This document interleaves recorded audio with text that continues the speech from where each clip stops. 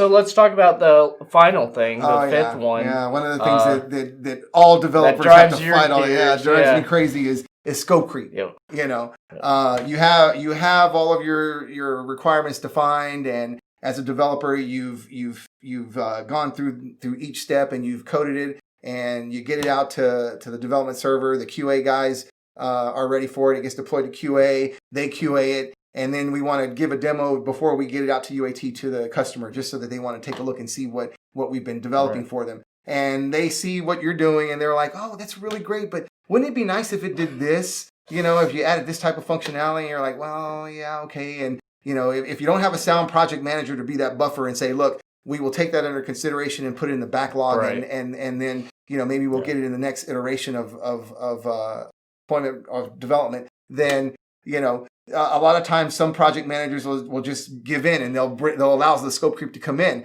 But what they don't realize is that you've already tested this thing.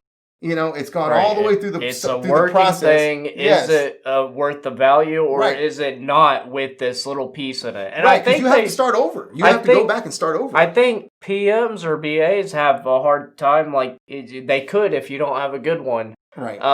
The business, of course, is always going to say, yes, this is a must. You have to find out their true must versus wants. Right.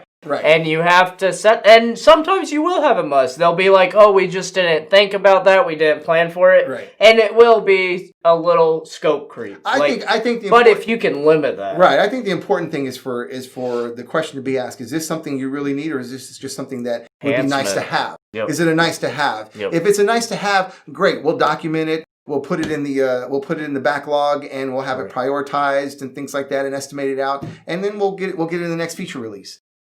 So let's wrap this video up.